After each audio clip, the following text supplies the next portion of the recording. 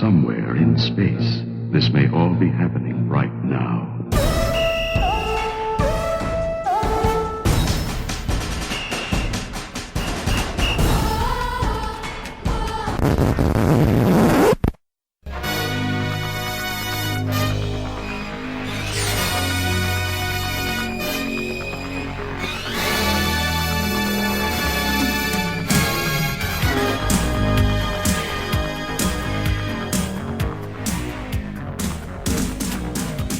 Desde Buenos Aires, Argentina, Star Wars con amigos.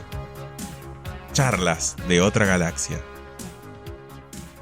Hola amigos, bienvenidos a esta nueva edición del podcast donde registramos nuestras charlas sobre esta galaxia que tanto nos apasiona. Mi nombre es Mariano, si me escuchan un poco más grave no es que cambié el micrófono, tengo la garganta bastante complicada por el frío. Y como siempre me acompaña la dama del podcast, Florencia. Hola, ¿cómo estás, Mariano? Bien, por suerte todo genial, todo bien, muy contento. También me está acompañando como siempre el piloto de la galaxia, el chico de los 2 discos 2, Nicolás. ¿Cómo quedó esa anécdota? Quedó buenísimo. ¿Qué tal, Mariano? ¿Cómo estás? Le damos la bienvenida a todos nuestros oyentes. Y hoy estamos disfrutando nuevamente la compañía del maestro bibliotecario Roberto. ¿Qué tal, Mariano, Florencia y Nicolás? Bueno, muchas gracias otra vez por haberme invitado. Bueno, como siempre, tratando de dar mi humilde aporte a estas charlas. Si ustedes lo ven a Roberto, está apoyado sobre una pila de libros de Star Wars. Es buenísimo. Una pila muy interesante de libros. Se trajo toda la data para el podcast de hoy. Que primero vamos a empezar hablando un poco de algunas noticias que salieron durante la semana y después nos vamos a meter de lleno en el análisis de eventos y personajes de A New Hope. Bueno, primera noticia de esta semana tiene que ver con es un rumor en realidad, creo que no es nada así medio como oficial, pero la cadena ABC, que recordemos que es una cadena de televisión que pertenece a la corporación Disney, mencionó un poco que están pensando o están analizando empezar a hacer una serie con actores, live action sería, ¿no? El término. Sí, una serie con actores en el universo de Star Wars. No dijeron nada más que eso, no hay comentarios de en qué época transcurriría, ni cosas por el estilo. Es una noticia muy bienvenida, ¿no? Por supuesto. Todo lo que sean noticias de este universo que nos apasiona está bueno. Y me parece que, no sé, ¿por dónde irán, no? ¿Por el tema de spin-off? ¿Por qué tema irán? No sé, a mí me parece más que es una expresión de deseo de ABC. Porque yo recuerdo que hace unos meses Netflix cerró un contrato con Disney para tener la exclusividad de publicar las películas, las series y todo lo que tiene que ver con Star Wars por medios de comunicación, digamos. Así que no sé si terminará haciendo alguna serie a través de Netflix o si realmente ABC tendrá la suerte de tener algo así. Ya veremos. La idea venía desde hace rato, porque si no me equivoco, cuando todavía Lucasfilm lo controlaba George Lucas, tenían la idea de hacer una serie live action con Saw Gerrera como el protagonista, que después llegó a Rogue One, ¿no? Es cierto. Y otra noticia que hemos tenido es la confirmación de lo que varios habíamos visto en ese teaser de Rogue One. Lo que yo te dije muy mal. Vos no confiabas. Yo no confiaba en vos, que te dije que vos ves lo que querés. Sí.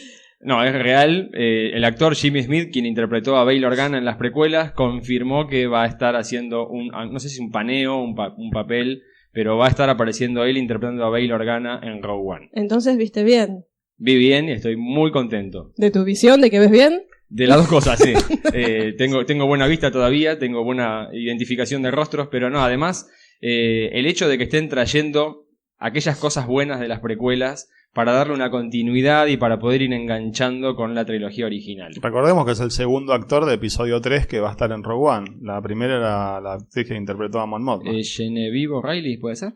Creo que sí, es el nombre de la actriz que interpretó a Mon Mothma y que va a hacer ese rol nuevamente.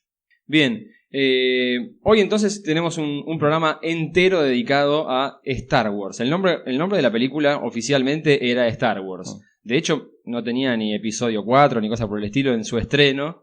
Y posteriormente la identificaron ya cuando empezamos con este concepto de la saga como A New Hope. Así que muchos la conocemos como Star Wars, muchos como New Hope o Una Nueva Esperanza. Y muchos como La Guerra de las Galaxias. Es verdad. Nuestra infancia tuvo que ver con la Guerra de las Galaxias. En el programa anterior, lo habíamos terminado, Robbie nos había contado la suerte que tuvo de haberla visto más de 15 veces en el cine. En el cine del barrio. Sí, en el cine del barrio. yo dije, bueno, que el Cine Parque, que estaba ahí cerca de mi casa, unas 5 o 6 cuadras, supongo que no sé si la compró o se la quedó, claro. O se traspapeló. Pero bueno, tenía esa película entre los rollos que quedaban en el cine. Y bueno, cuando no había ningún tipo de programación, reponía Star Wars. Y bueno, ahí iba yo a verla. Siempre estabas ahí Sí, yo estaba siempre presente. Ahora, yo recuerdo que, bueno, pensá que era era el año 77 que se estrenó Star Wars. Yo era muy, muy chica. A mí me acuerdo... Vos no habías nacido todavía, Florencia. Sí, gracias, qué lindo que es. Bien, sí, tenía 4 años. Bien. Resulta que yo veía el tráiler por la televisión, el tráiler, no sé si se llamaba tráiler en ese momento, y yo quería verla, pero... La cola publicitaria, no sé qué nombre. Sí, no sé, bueno, no sé, yo le digo tráiler. Y obviamente era muy atractivo para un chico, yo quería verla. Obviamente en mi casa me dijeron que no, porque mi familia fue a verla y me dijo que no, que era una película para gente mayor. Es que sí o sí tenía que acompañarte un adulto para poder ver esas películas porque no eran aptas para menores. No, pero mi familia fue a verla, mis padres fueron a verla y no me llevaron. Exactamente. Exactamente, fue bastante duro. Después la vi más adelante cuando se reestrenó. ¿En qué año se reestrenó, chicos? En el 78, ¿no? Acá en Argentina, no sé, sí, en Estados Unidos 79. seguro, 78 me acuerdo, hasta el póster con el cumpleaños, que también fue parte de lo que fue la celebración cuando se reestrenó, ahí sí fui a verla, pero ya ya no estaba más en inglés, estaba en español. Claro. No estaba en idioma original. Claro. No, en mi caso, bueno, yo había empezado a comentarlo otra vez, yo no tuve la suerte de ver ninguna de las películas de Star Wars, la trilogía original, en el cine. La que sí vi desde muy chico fue la versión en Super 8 de Star Wars. Ah, pero esa la vimos todos. Sí, esa nos tocó. Esa fue la versión que me hizo fanático. Y después más adelante le voy a contar una anécdota que en realidad es algo que me enteré hace muy poquito, pero que es increíble. Pero yo, bueno, la vi en cumpleaños de amigos, inclusive en una fiesta en la escuela, pero yo Star Wars me enamoré por esa versión en Super 8 y obviamente por todos los muñequitos que estaban dando vuelta, que tenían todo ese mito detrás de no saber exactamente el nombre de los personajes o cosas por el estilo. Vos, Nico, sí, vos llegaste a ver alguna en el cine. Yo vi Regreso del Jedi en el 83. Bien. Y por eso mi primer contacto con Star Wars y también con el Imperio Contraataca es que mis padres me la contaron, porque íbamos a ir al cine a ver el Regreso del Jedi y yo no tenía ni idea de qué se trataba. Así que más o menos me contaron de qué iba la película para no estar tan perdido cuando llegaba al cine. Pero vos llegaste a ver Super 8 de Sí, Super 8 sí. Pero porque yo la veía, me acuerdo, como dice Mariano, claro. También es que era un clásico de los 80, el Super 8. Claro. En casi todos los cumpleaños, muchas familias tenían el proyector. Era siempre en cumpleaños. Ibas a la casa de alguien, un cumpleaños, estaba, me acuerdo, algunos cuts, algunas escenas de New Hope, y yo por lo menos estaba... La Bella Durmiente, me acuerdo que veía Cupido motorizado también, y también a veces la novicia rebelde no, la otra, ¿cómo se llama? La que vuela, Mary Poppins. Sí, así que el primer contacto tuvo que ver con eso. Después la vi en televisión y yo no sé, pero yo estoy seguro que más de 100 veces la debo haber visto. Pero cada vez que la repetían yo estaba ahí fijo frente al televisor. Así que es una película que me la aprendí de memoria.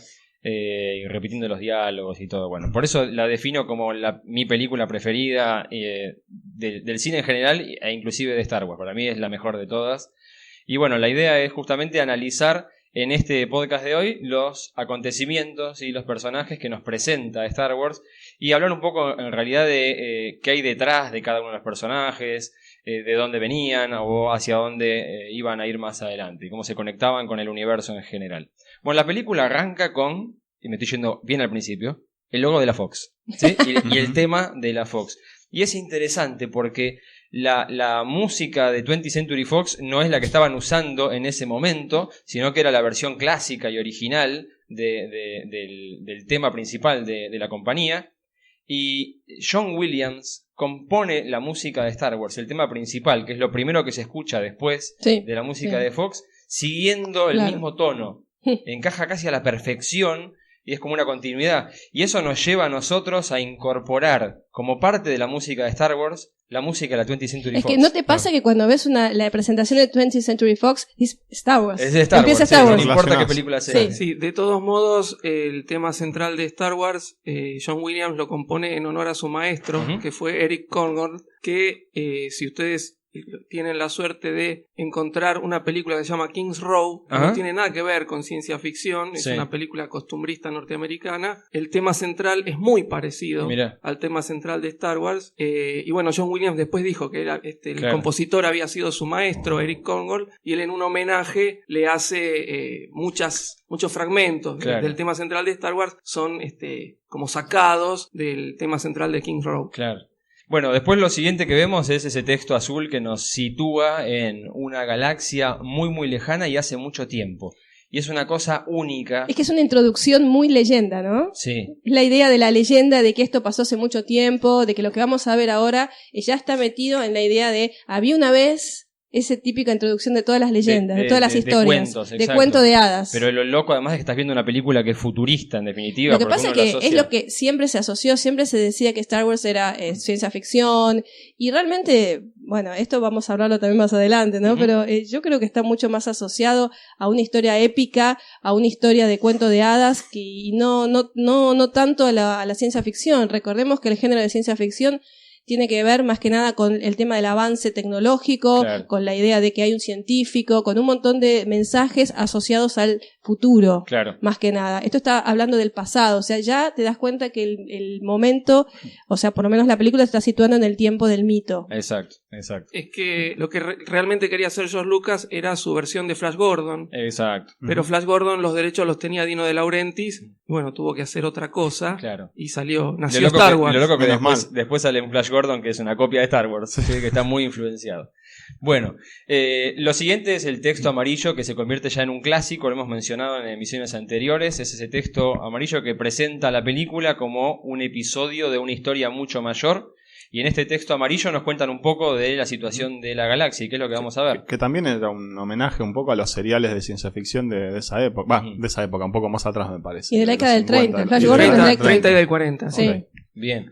Ese texto amarillo, algunas cosas que nos deja entrever es que la galaxia está en un estado caótico, en un estado de guerra civil. ¿Sí? Ese control tan firme que había establecido el emperador sobre los mundos de la galaxia empieza a desmoronarse cuando se conforma una alianza para restaurar la república, o alianza rebelde, o rebelión, que cualquiera son los nombres con los que los conocemos. Y de hecho ellos acaban de tener la primera victoria. ¿Sí? Después de mucho tiempo de tratar de hacer algo para enfrentarse al imperio, ellos acaban de tener la primera victoria, que es obtener los planos para la estación de batalla más grande que ha creado el imperio y que se convertiría en la herramienta máxima de control. ¿Sí? La estrella de la muerte. La estrella de la muerte.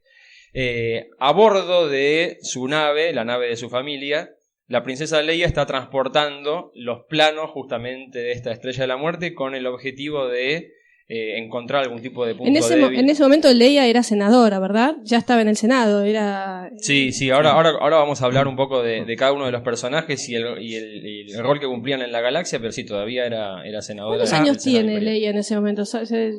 ¿Qué les parece? 19 años. 19. Al principio, antes inclusive de que supiéramos que eran hermanos, todos creíamos que en realidad quizás Leia era un poco más joven que Luke. No sé ustedes qué piensan.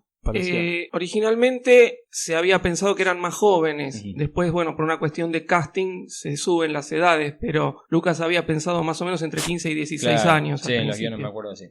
Bueno, y entonces la película, después de texto amarillo que nos presenta, arranca en el primer bloque de escenas que tiene que ver con la batalla sobre Tatooine. Es una batalla espacial. Esa primera escena es una escena que marca la historia del cine y marca la mente de muchas personas. Es que nos marcó a fuego esa entrada. Vos estás hablando de Vader, ¿no? No, estoy hablando de cuando te pasa la corbeta por encima. Sí, esa sí, yo estoy yendo un poquito más adelante por ahí. Sí. Pero creo que es una escena que nos quedó en la retina a todos. Sí, muchas personas hablan de que ese momento, verlo en el cine, en esa época, 1977, te partía la cabeza. Claro, hay que ubicarse un poco en el tipo de películas que estaban acostumbradas a ver la gente. Es que nadie lo esperaba. Piensen que hasta ese momento la película que hablaba del espacio, que había tenido mayor impacto visual, era 2001, de Kubrick. Y era como un universo muy limpio, muy blanco, muy puro. Y acá ver las naves sucias, las naves atacándose, era algo que sí se había visto mucho antes en los seriales viejos que Lucas intenta revivir, pero se había perdido todo eso. Claro. Nada más cuando ves pasar, la primera nave que vemos pasar es la corbeta, la Tantive 4, que es la corbeta que pertenece a la familia real de Alderaan, por eso la nave que transporta a Leia y a toda la tripulación de la rebelión. Y cuando ya con eso te alcanzaba para sorprenderte, empieza a pasar el Star Destroyer y no termina más de pasar, es una cosa interminable. Un detalle técnico que está muy bueno, después vamos a hablar bastante de toda la parte técnica, pero un detalle técnico que me gustaría nombrar en esta parte es que el modelo que usan para la Tantive 4 es más grande que el modelo que utilizaron para hacer el Star Destroyer. Wow. Tuvieron que hacer todo un juego ahí de cámaras para poder representar la magnitud que tiene ese Star Destroyer, que va a ser la nave que va a capturar con un rayo tractor a la Tantive 4. Ahí tenemos ya la primera presentación de los droides de Star Wars, que son C-3PO y R2, ¿sí? O R2. Sí, dos creo que son, durante mucho tiempo, me parece, para nosotros como chicos, era como que R2 y Tripio eran como los símbolos de Star Wars. No sé si a vos te pasaba, ¿no? Sí, como que eran muy simbólicos, ¿no? Y la presencia de ellos significaba Star Wars. Fue mucho tiempo quedó esa idea. Bueno, de hecho, mucho tiempo el logo de Star Wars para el merchandising eran R2 y Tripio paraditos uno al lado del otro. Con el tiempo eso fue cambiando. Después viste otros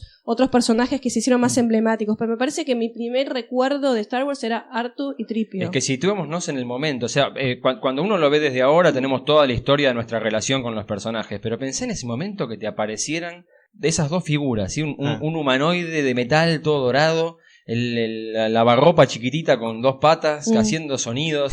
Era una cosa impresionante. Sí, muy, muy vanguardista también, ¿no? Mi primer muñequito fue un R2.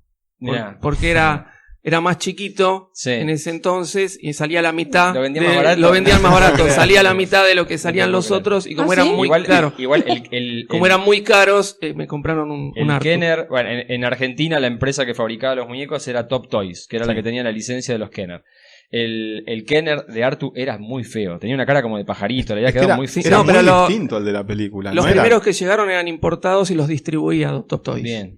Bueno, algunas cosas, lo que mencionábamos recién, se ve el concepto de universo usado claramente en los droides. Están grasientos y están llenos de marcas, ¿sí? Y abolladuras, cosas que ahora se ven mucho más en las últimas ediciones, en Blu-ray y todo eso, que tienen mucho mayor nivel de detalle. Pero los droides son otra manera de ver ese concepto de universo usado que es permanente en el universo de Star Wars. Y que le da un toque tan realista, porque si vos ves todo limpio, quiere decir que es una cosa que pusieron ahí recién y que no tiene ningún tipo de... Lo que pasa es que todo eso también está relacionado con el tema de ponernos en situación de esto es una aventura. Sí, y otra cosa además, te da la indicación de que hay una historia. Totalmente, que esto viene que hay un pasado, que viene de algo que vos ves que R2 está abollado, cuando vos ves que C-3PO tiene una pierna de otro color, vos decís, estos droides vienen de una historia que yo no la vi y que seguramente me voy a querer enterar. Bueno, pero por eso te digo, o sea, lo que dijimos antes, es como que esto te está mostrando ya que esto se está metiendo en la idea de que es una leyenda. Claro. Como todas las leyendas tienen un pasado, y como todas las leyendas se insertan dentro de un contexto, un macro contexto mayor. Claro. Por eso está bueno esto de ver esto del universo usado, ¿no? Que te está mostrando, esto es una aventura. Claro. Bueno, eso además, lo que mencionaste antes con el texto amarillo del comienzo, nos narra los hechos anteriores, que es lo que vamos a ver dentro de poco, digamos. Exacto. Bien, después de eso vemos un combate que se empieza a gestar en los pasillos de la corbeta, que son el enfrentamiento de los troopers rebeldes que se ponen en posición, que son parte de la guardia de Alderaan, frente a la entrada, y ahora sí, Flor, esta es la entrada primero de los Stormtroopers. Sí. Yo debo confesar que el uniforme de Stormtrooper para mí es el mejor diseño de Star Wars hasta la fecha. Yo estoy enamorado de ese uniforme y no sé por qué, pero no veo nada que lo supere. ¿No? Lo que pasa es que vos ves los Troopers y es wow, qué bueno, pero después ves a Vader, ¿entendés? Sí. Es como que ahí, ¿qué pasó acá? Sí, pero no sé si será esta cuestión de que los veo en serie, que veo que son todos iguales, no sé, pero siempre me pasa que está bien, ahora, yo llamaba el guardia blanco cuando era chico. Sí, me enloquece. Pero en ese momento, cuando vos sos chico y vos ves a la entrada de Vader, chicos, a uno le quedó la retina, para mí es la imagen emblemática de Star Wars en ese momento. Yo me acuerdo que me quedó quemado en la cabeza eso. Sí. Además es un malo que asusta desde su primer segundo en pantalla. Y eso es una indicación de que el malo está bien planteado. Es lo que hablamos muchas veces, la encarnación del mal. Sí. Es Vader en ese el malo momento te tiene que causar pesadillas. Sí, bueno, sí, te es causaba. la función del malo. Pero que te causaba pesadillas, te causaba pesadillas. Está claramente indicado, porque vos ves a todos los troopers que tienen armadura blanca y aparece Vader tiene con un su trabajo de armadura imagen, negra. un trabajo de imagen interesante, seguro. Bueno, y es muy interesante también la simbología, ¿sí? Porque el negro de Vader obviamente representa la maldad, la oscuridad, toda esa cosa que uno tiene internalizada. Y el tema de lo que dice Nicolás está bueno, porque es negro, blanco, diferente. Vader es diferente al resto. Sí, por encima. Diferente, pero por encima. Por encima. Es como que está por encima es Vader, ¿no? Pero el blanco de los troopers no está asociado a la concepción occidental del color blanco, sino la oriental. Recuerden que en el mundo oriental, exacto, en China, en Japón, que es mucha influencia para Lucas. El blanco es la muerte. Está asociado con la muerte, exacto. Es cierto. Así que en el mundo asiático el impacto de ver al Stormtrooper debe haber sido mucho mayor, inclusive. Lo que pasa es que esto lo vemos ahora. Pero cuando vos sos chico, toda esa asociación que me estás diciendo, no la vemos. Yo creo que no la ves de manera consciente. Exacto, yo iba a decir eso. Yo creo que se hace de una manera inconsciente. Porque tratando de ponerme en la mente de ese chico de 7 años que fui y que cuando vi la película por primera vez, uno ve, ¿no? La Tantive 4 llegando, el Star Destroyer que la atrapa, ¿no? Que la persigue.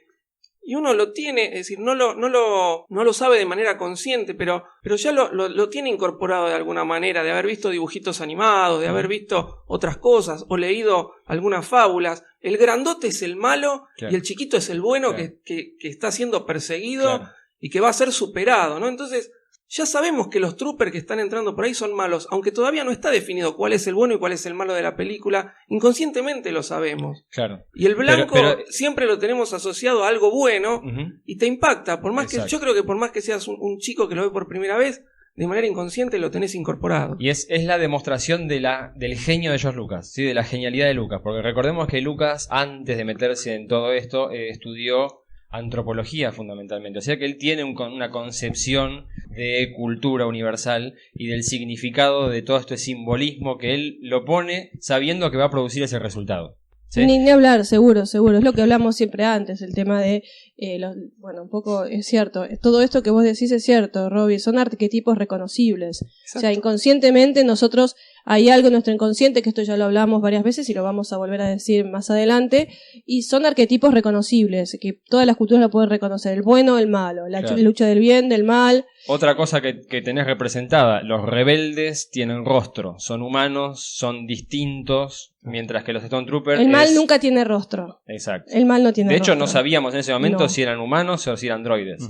Bueno, ¿durante cuántos años? Yo, por lo menos de chica, yo pensé mucho tiempo, antes de que llegara el Imperio, que Vader era un robot. Claro.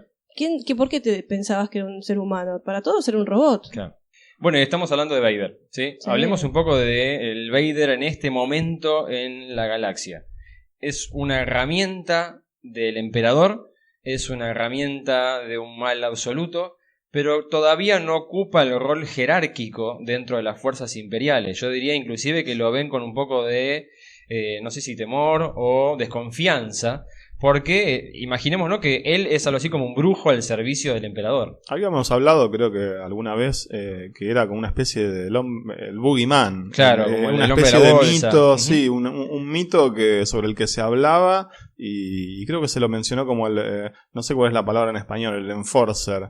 El que lleva a cabo las órdenes. Sí, el que ejecuta las órdenes del emperador, el que hace que se cumplan los deseos del emperador. Claro, pero no es una figura que hasta el momento tenía una presencia demasiado de primera plana, digamos, en lo que era el imperio. Por eso lo vemos que transmite miedo, pero que lo están viendo medio como con desconfianza. Inclusive los diálogos que tiene con los oficiales imperiales, ya ahí en el momento del abordaje, no tiene el mismo respeto y temor que le tendrían más adelante en el Imperio Contraataca y en el Regreso del Jedi. Además, pensemos que hoy en día se le dice a Star Wars A New Hope o Episodio 4. Sí.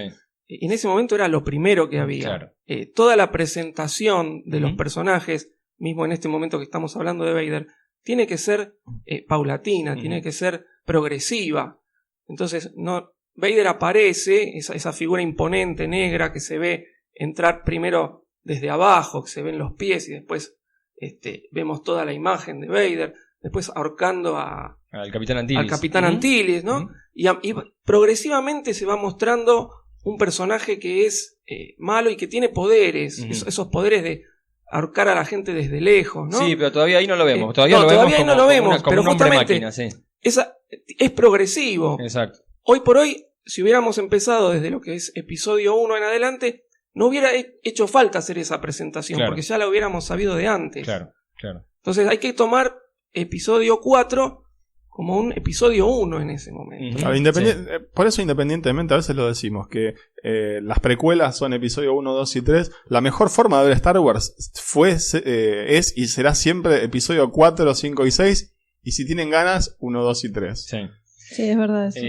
Bueno, y en ese intercambio en la corbeta, en el abordaje, es que también nos presentan a la princesa Leia.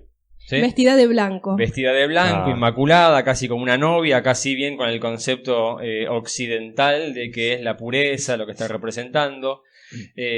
Sin embargo, rompe enseguida el molde, porque de princesa y de figura delicada saca un blaster y le dispara a un trooper enseguida, no lo duda. Y esto es como le dijimos siempre, es la princesa adaptada a estos tiempos. Bueno, en esta época era los años 70, pero bueno, ya existía todo el tema de la independencia de la mujer, el tema del movimiento feminista, ¿no? Entonces, es una princesa moderna. Exacto. Ahí la vemos a Leia, que está con no sé si con un disquete, una tarjeta o algo por el estilo, está cargando la información en la memoria de Artu.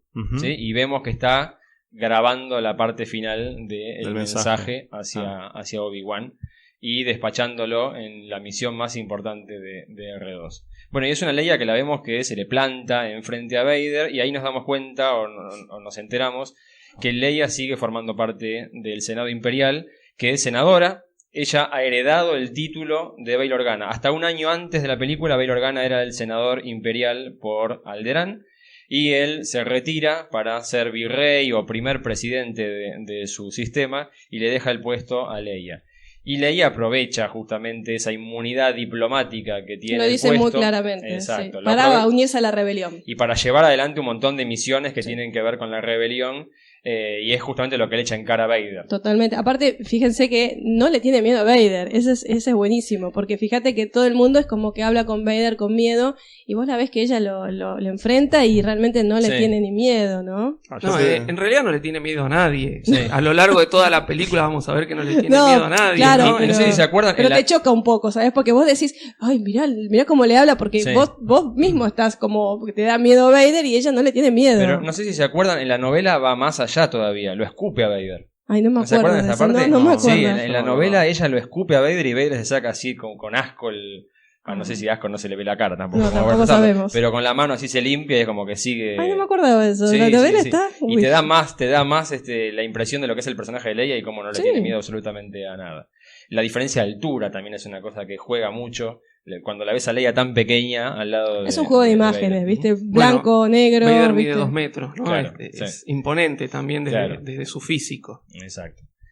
Así que bueno, en este primer intercambio de palabras presentan un montón de información en muy pocos minutos, ¿sí? Nos sitúan claramente en el poderío imperial versus la debilidad de la rebelión en este momento de la galaxia. Y R2 y C-3PO se van a embarcar en una misión hacia Tatooine cuando se suban al escape pod, a la cápsula de escape que les va a permitir llegar a Tatooine. Y un oficial imperial... Antes que siguieras, te quería mencionar algo. Yo creo que desde el principio la relación entre Tripio y Artu se queda muy manifiesta. Es muy manifiesta esta relación de amigos que están continuamente reprochándose cosas. Sí. Es como que enseguida te das cuenta que la relación entre ellos es esta relación cómica, ¿no? El tema de lo que decimos siempre, el paso de comedia. Sí, que la comedia va a estar asociado con ellos. Son la pareja dispareja, ¿no? El gordo y el flaco. Sí, Abbott y Costello. Exacto. Sí. Pero de vuelta a la genialidad de Lucas, porque es una pareja dispareja donde uno habla unas cosas que yo no le entiendo. ¿Sí? Y se tiene que hacer entender con sonidos. Ahí Lucas y Ben Burtt, el maestro del sonido de Star Wars, crean sonidos en R2 que permiten que haya una comunicación con Citripio y que uno, a pesar de que no entiende nada de lo que está hablando R2, pueda ver que hay un diálogo e inclusive imaginar las respuestas. Pues lo que decimos es la genialidad de crear empatía en un personaje que es una, no sé, es un lavarropa, un lavarropa que produce unos sonidos que no entendemos. Sí. Y sin embargo te genera empatía y eso realmente es una genialidad. Sí. Citripio medio que lo piensa. Cuando R2 se mete en la cápsula de escape, no sé si Citripio está muy convencido de acompañar al amigo. Es que Tripio no iba a entrar.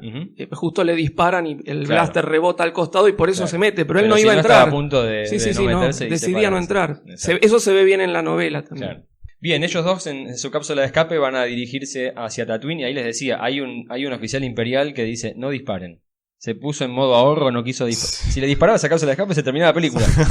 Sí, bueno, es un poco lo que hacen en las parodias, ¿no? Sí. Que nos pagan menos si gastamos en disparos, decían. Claro, pero bueno, la cápsula de escape con ellos dos a bordo nos va a llevar a Tatooine, el siguiente bloque en el mundo de esta película. Y en Tatooine vamos a ir conociendo varios personajes.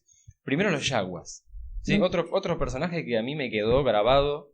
Los chatarreros, que sin cara, sin rostro. Era muy llamativo en esa época. Personajes que con ojos luminosos que no se les veía la cara. Sí, yo me acuerdo un capítulo de Los Super Amigos, el dibujito de DC, que debe haber, no sé en qué año, pero debe haber salido inmediatamente después de Star Wars. Estaba reinfluenciado y los Super Amigos viajan por otra dimensión, no sé, a un planeta. Y hay Yaguas? Personajes iguales a los Yaguas con los ojos amarillos y les pasan cosas muy similares a Star Wars. O sea que los Yaguas, junto con R2, fueron algunos de los personajes que rápidamente se insertaron en el universo. Sí, igual Lucas tiene un tema con los enanos, ¿viste? Porque encontramos enanos en todas las películas.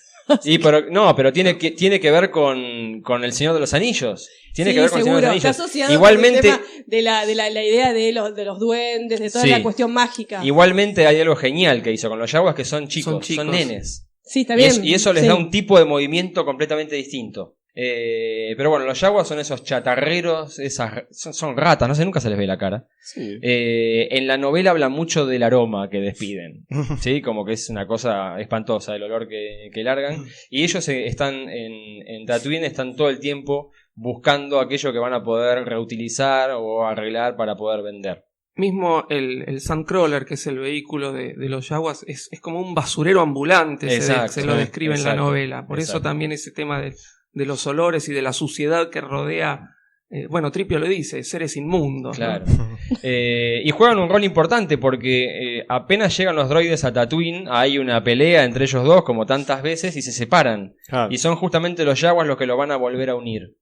Y ahí vemos de vuelta las personalidades. Citripio se encuentra en un ambiente oscuro, rodeado de droides, y se siente temeroso. Sí, de lo que tiene miedo inclusive de otros droides, de otros hermanos. Claramente Citripio viene de la nobleza, de la aristocracia. Sí, no está preparado para esas aventuras, Tripio. Claro. Es que es como un gentleman, ¿no? Es la figura, el caballero inglés. Bueno, de hecho, un tipo fino, alto, delgado. Anthony Daniel, al ser inglés, tiene ese tono y esa forma de hablar tan británica, que enseguida lo asocias, como decís vos, Robbie, al tema del caballero inglés, ¿no? Y lo hace tan bien, además, Anthony Daniels, que terminó influenciando al personaje, porque originalmente la idea de Citripio era que fuera como un vendedor de autos. Esa era la idea original que tenía George Lucas para el personaje, que fuera más comprador, más chanta, así, más hablador. No salió así. Y Citripio, Anthony Daniels, ya no lo puedo separar, Anthony Daniels es Citripio. Son lo mismo. Anthony Daniels es un típico caballero británico y trae todo eso que es parte del personaje. Sí, la cuestión de la amabilidad, la cortesía, el estar siempre dispuesto a ayudar, el vocabulario. Siempre muy correcto. La corrección, Sí, es muy británico todo eso. Por eso se siente tan extraño el Citripio en ese mundo adentro del Sandcrawler, el transporte de los Yaguas.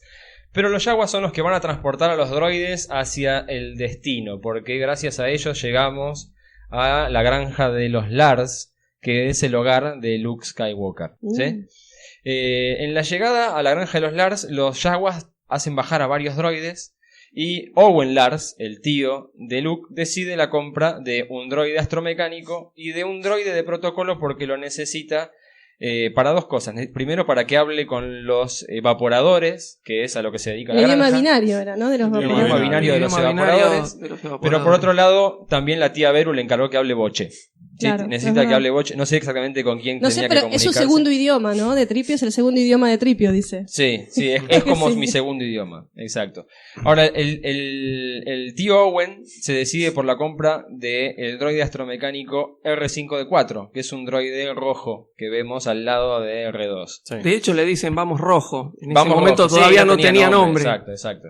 Y de vuelta aparece el destino porque R5D4 tiene un grave problema que lo lleva a dejar de funcionar, y eso es lo que permite que la pareja de droides vuelva a unirse. Se le rompió el motivador. Se le rompía el motivador R5D4.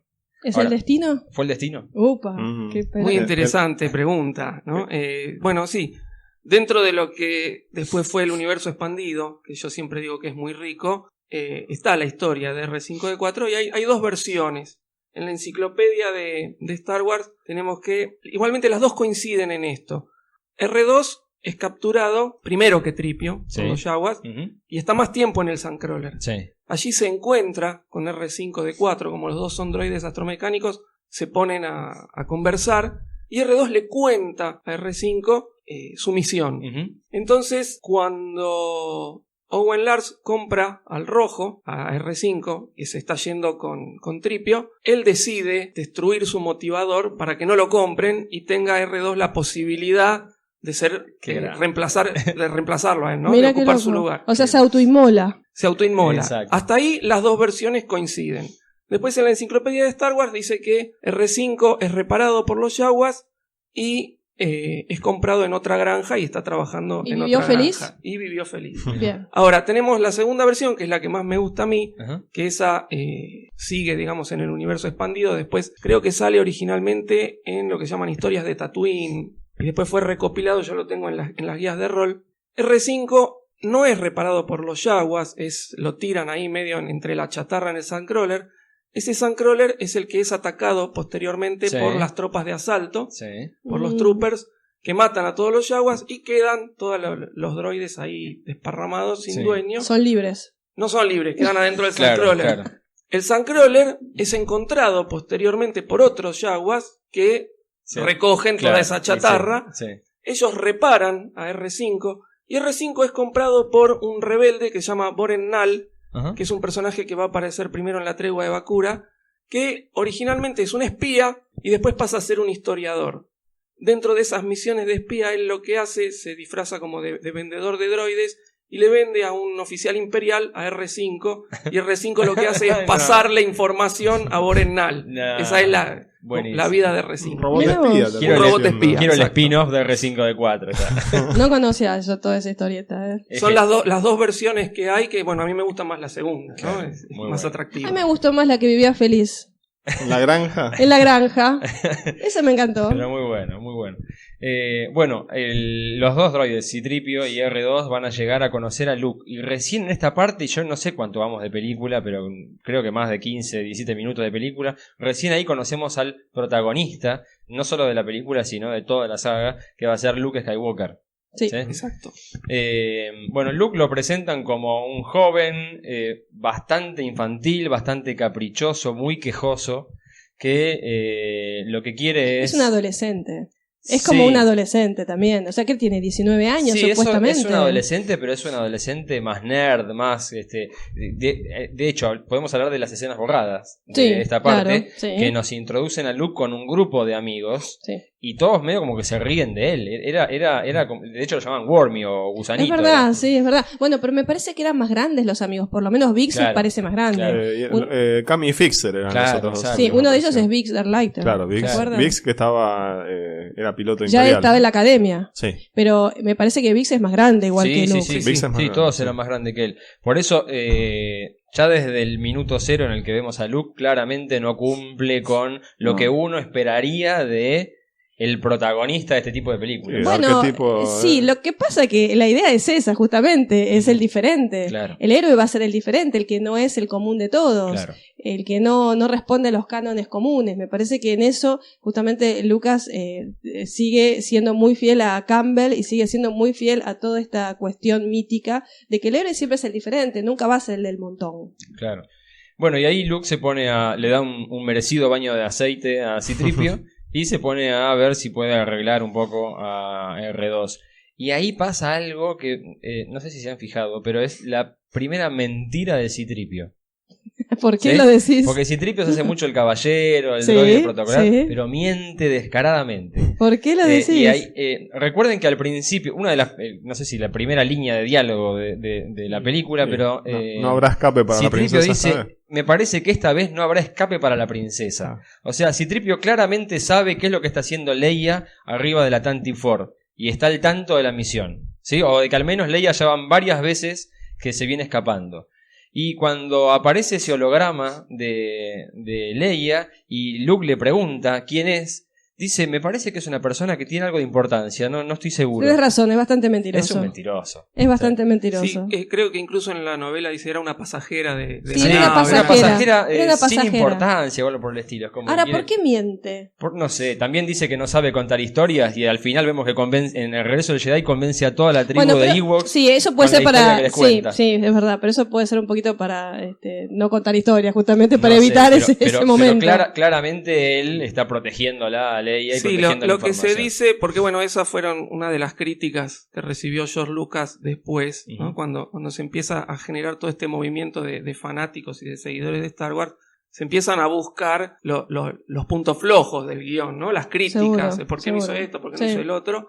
Y bueno, uno de los temas que salió eran las mentiras de Tripio, porque si la conocía la princesa, después dice que no. Lucas dice que en realidad lo que estaba haciendo era protegiendo a la princesa. Claro. Por eso no sabía quién era Luke y no le iba a dar información vital a un desconocido. Claro, yo me convenzo justamente de eso. Bueno, ahí en ese momento es que Luke logra ver parte del holograma que es el disparador de la aventura de Luke. ¿Sí? Es lo que lo va a enganchar. Él ve la imagen de la princesa en peligro, la princesa a la que hay que ir a rescatar, la que hay que ir a ayudar. Acá sí, lo que él ve es la clásica princesa de cuentos o de películas que necesita ayuda. Igual creo que a partir de ahora empezamos a ver cómo Luke es el joven que no está conforme con su vida. El joven que quiere salir de ese lugar, que está cansado de vivir en un lugar que para él es aburrido, rutinario, y quiere salir de ese mundo rutinario para seguir a sus amigos, porque recordemos que quería ir a la academia, ¿se acuerdan? Y en este caso rescatar a la doncella en peligro, que sería en este caso también, pero me parece que el sueño anterior que había sido evidente en Luke era eso. Claro. Es que ellos viven en el planeta más alejado de la galaxia. Y bueno, la única forma de salir es ir a la academia, es entrar al ejército. Claro. Es la única forma que tienen de salir de ese lugar. Bueno, ¿de dónde quiere salir? Luke está viviendo en la granja de los Lars, los que él cree que son sus tíos Owen y Beru, ¿sí? Que son granjeros de humedad en el medio de este planeta desértico. Y claramente en diálogos que tienen entre ellos en esa cena, hay miradas entre Owen y Beru que hablan de que saben mucho más de lo que le han contado a Luke. Sí, son miradas de complicidad. Y vos sabés que Luke se quiere ir y ellos no quieren que se vaya. Es la típica, también el típico conflicto generacional de los adolescentes que quieren encarar una vida diferente y los padres no lo dejan también. Exacto. Después de esta escena vemos la puesta de sol. Sí, la puesta de soles binarios de Tatooine, que eso me gustaría hablarlo más adelante en otro podcast. Sí, hablaremos del significado. Es súper rica esa escena. Sí, esa escena es un quiebre absoluto en la historia. Exacto. Así como decimos que Luke, yo soy tu padre, es un quiebre en la película, en toda la saga, me parece que esta puesta de sol es súper, súper quiebre, me parece, en la decisión que toma el personaje y en la misma historia. Sí, hablaremos del significado, pero más allá de eso es una escena espectacular. Es una escena muy hermosa. Yo creo que si tengo que elegir una escena de Star Wars, esa es la escena. Coincido es la escena. Es la escena que representa. Sí, la escena que representa todo lo que significa Star Wars, o sea, el mito de Star Wars, todo lo que significa para muchos. Y ahí es donde comienza la aventura realmente, porque totalmente, apenas vuelve de ver ese atardecer, es que se entera que R2 se ha escapado. Y al día siguiente él va a tener que ir a buscarlo a bordo de su Landspeeder e internarse en las zonas más complicadas de Tatooine. ¿Sí? Ahí veremos personajes como los moradores de las arenas o los Tusken Raiders, que son un gran misterio en la historia de esta película y que van a ser un peligro, que inclusive van se va a terminar desmembrando C-3PO. Sí, bueno, son la antesala de la aparición del maestro. Exacto, ¿no? Digamos, exacto. Es el conflicto que debe superar el joven héroe antes de llegar al maestro. Es el primer conflicto, tal cual, es el primer conflicto que tiene que pasar para acceder al maestro. Y es la llegada de Ben Kenobi. Ben Kenobi. Con otro nombre distinto, Ben Kenobi, que ahí nos confiesa que en realidad él es el Obi-Wan Kenobi que la princesa Leia y R2 estaban buscando. Y Ben nos transporta hacia su hogar, donde tenemos varios acontecimientos. Primero Ben nos cuenta que es la fuerza, ¿sí? Presenta el concepto de la fuerza. Sí. Ya empieza con el tema mítico, ¿vieron? Es como que empieza ya a mostrarse la cuestión religiosa, mítica, legendaria, ¿no? Que tiene Star Wars, que se repite, que está en toda la saga, ¿no? Pero ya tenemos el primer indicio de que esto es una historia asociada con religiones, con leyendas. Sí, una fuerza que Ben la define como una energía todopoderosa, que es una energía creada. Es muy zen. Es muy zen, es muy oriental. Sí, muy budista, tiene muchas cosas de diferentes religiones, ¿no? Está muy vinculado con esas religiones que son de sociedades agrícolas, donde la naturaleza juega un rol muy importante en la creación de vida, pero también en la creación de esta energía que puede unir a todas las personas con ese mundo. Bueno, de hecho el actor originalmente pensado para el papel había sido Toshiro Mifune. Es cierto. Que iba a ser justamente un maestro oriental. Claro.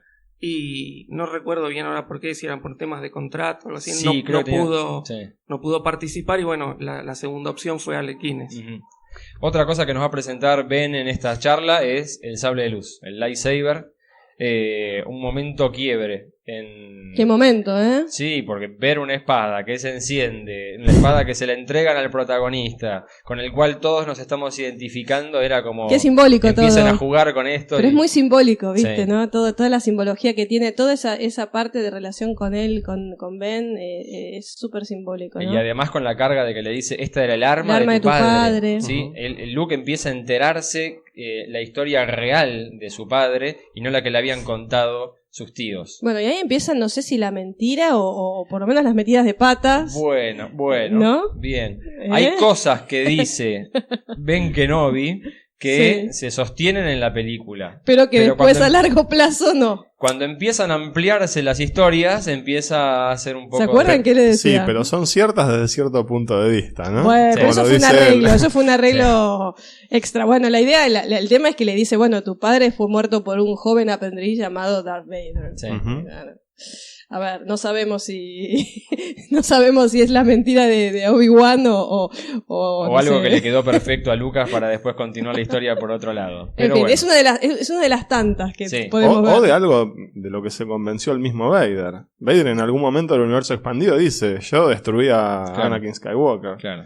Bueno, pensemos que el guión de lo que es ahora A New Hope ha sido producto de varias reescrituras. Claro. Originalmente ni los nombres eran así. De hecho, el joven Skywalker era Starkiller, claro. Que después ese nombre se usó para la base ahora en episodio 7. Pero ha sido producto de varias reescrituras. Bueno, le quedó bien. Yo creo que le quedó bastante bien. Exacto. Y por más que él no hubiera tenido pensado después el tema de la paternidad de Vader, yo creo que engancha perfecto. Y el tema de el ocultamiento, no digamos mentira, pero el ocultamiento de información. El tema es la protección, me parece, ¿no? Creo que estaba pensando también en protegerlo a Luke sabiendo toda esta historia de Vader, que por ahí Vader lo podías venir a buscar. No, pero es que además si le decían, tu padre está vivo y se llama Vader, quizás Luke salía corriendo y lo iba a buscar. Y se ponía la historia. Del lado oscuro. Claro, y terminaba del lado oscuro de lleno. Claro, sí, se puede ver de diferentes maneras también. Así que bueno, lo tomamos como que podrían llegar a ser mentiras, ocultamiento, o la edad tal vez, también. También. Pobre Obi-Wan. Bueno, otra cosa, en ese momento es que Obi-Wan va a ver el mensaje completo. Obi-Wan y Luke van a ver el mensaje completo. Y ahí dice General Kenobi. Y ahí dice General Kenobi. Y ahí nos sorprendemos. Le dice que sirvió en las guerras clones al servicio de su padre. Y las guerras clones es otra cosa que te queda ahí en el inconsciente. Otra vez el tema de que es una historia que tiene como un backstage o como un background. Una profundidad o como algo muy más grande. profundo, que viene de atrás, ¿no? Y eso es característico de Star Wars. Presentarte cosas que no necesitan explicación. Te las tiene que dejar pendientes, pero son cosas que uno no quiere verlas, sino que formen parte de la leyenda. Sí. Porque le dan sustento, le dan es que eso te lo hace verosímil la historia. Exacto. Te hace verosímil una historia. El crear un backstage o un antes o una leyenda atrás te lo hace verosímil. Exacto. De hecho, cuando vimos esas historias, muchos que ya las teníamos repensadas, recontrapensadas y nos desilusionamos. Y sí, ¿no? Porque te imaginas todo por tu cuenta. Uno se lo imagina de una forma. Nunca va a ser como te lo imaginaste. Y bueno, muchos nos sentimos profundamente desilusionados. Claro. Y lamentablemente no fue tan bueno como nos imaginábamos nosotros. Pero nunca va a ser así. No. ¿Sí? Cuando te lo dejan libre de imaginación, siempre es mucho mejor. Bueno, en ese momento Luke no quiere saber nada con irse, dice hasta acá llegué, hasta acá te ayudé, te traje el droide, viste el mensaje, yo me tengo que volver porque mi tío me mata. Pero bueno, viene el destino nuevamente. Los Stormtroopers lograron rastrear a los droides y terminan asesinando a Owen y a Beru en una de las escenas más fuertes de la película, que gracias a que fue hecha en esa época se pudieron mostrar. Hoy en día no te ponen esa escena ni aunque les paguen. ¿Sí? Yo no me imagino 2 cadáveres calcinados en una película de esta época, no creo que lo muestren. ¿No? ¿Te parece que no? No, en ese tipo de película. En ese tipo de película. Mira episodio 7 y te vas a dar es una escena muy dura. Nosotros la vimos tantas veces esta escena y esta película que la tenemos internalizada, pero si la igual mirás... está tomada de lejos la escena. Yo recuerdo cuando era... se ve los dos. Sí, se ven los dos cadáveres, se ve... Es una escena durísima, pero la tenemos internalizada y gracias a la época la pudieron llevar adelante. Se ve que no me afectó demasiado, porque no le tengo ninguna... No es una escena que me haya creado pesadillas de chica. Claro. Creo que otras cosas me han creado pesadillas más que... Claro. Es que pasa muy rápido. Pero, puede ser que sea eso. Puede ser que sea que pasa muy rápido. O por ahí vi una versión cortada, censurada. Claro. No sé. La muerte de los guardianes de Luke implica la liberación de Luke hacia la aventura, y entonces van a tener que dirigirse hacia el espacio puerto para poder salir del planeta y dirigirse hacia Alderaan a cumplir con la misión de Leia.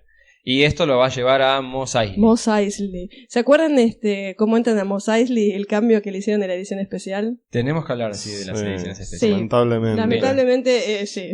Las ediciones especiales fueron algunas modificaciones que llevó Lucas adelante durante salieron en 1997. Sí. La idea de Lucas era corregir algunas cosas que él no había estado conforme. Muchos lo definen a Lucas como un perfeccionista. A mí me parece que es un inconformista. ¿Sí? No se siente satisfecho con lo que logró.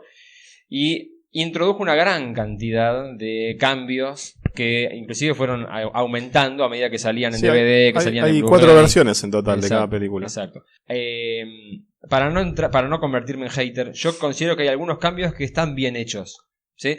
A ver, todos me parecen innecesarios. La película para mí es una joya, no requería ningún tipo de modificación. Lo que pasa es que ahí está, perdóname que te interrumpa, pero hay algo que me parece que Lucas no entendió, que es cuando yo entrego una obra al público, ya pertenece al público. Y sí. Es un tema muy artístico, ¿no? El tema de yo soy el artista, entregué mi obra, ahora pertenece al público. Me parece que él no lo entiende, que ya es parte de la leyenda y de nuestra cultura, de la cultura que se llama la cultura pop, de alguna manera, que ya es parte de nuestra vida. O tal vez el error viene de la mano de no querer darte la versión original en calidad de DVD o de Blu-ray y darte solamente la edición especial. Es como decirte, olvídate de los más tiernos recuerdos que tengas. Pero porque ese es esto el tema, es lo que tenés que porque ver. nos sentimos manipulados, sentimos que manipulan nuestra más tierna infancia, y eso es lo que nos hiere como televisión. Además que pensemos, ¿no? Star Wars fue hecha en 1977 y hay mucha iconografía de esa época. Y los cambios que se hicieron 20 años después, exacto, en combinación con la iconografía de los 70, hace mucho ruido. Exacto. Hace muchísimo ruido. No se integran de una manera más natural de lo que se integraban los efectos de esa época. Exacto. Por ejemplo, la trilogía original fue filmada utilizando la técnica de stop motion, sí, que es sacar fotos y cuadro a cuadro ir componiendo el movimiento. Eso lleva a que los personajes y las naves se muevan de una manera muy particular. Sí, lo vemos en los AT-AT, lo vemos en el Rancor, por ejemplo. Yo lo tengo internalizado como que esa es la manera en la que se mueve la maquinaria y las criaturas grandes en el universo de Star Wars. No me pongo a pensar en cómo lo han filmado. Entonces cuando me aparece un Ronto en Mos Eisley y es un dinosaurio fantástico de Parque Jurásico, no encaja. Sí, es cierto, es verdad. Tiene una plasticidad en la imagen que no tiene nada que ver con el resto. Es como dice Nicolás, no se integra. Pero más allá de eso, me parece que muchos nos molestó esa cuestión que dije antes, ¿no? Que nos sentimos como están tocando mis recuerdos, mi propia infancia. Eso es lo que hizo bien Spielberg con la edición remasterizada de E.T. Spielberg tuvo el buen tino de, además de reestrenar en cines y sacar en DVD una versión mejorada, entre comillas, de E.T. con una escena nueva, un E.T. con unos movimientos tipo Jar Jar Binks.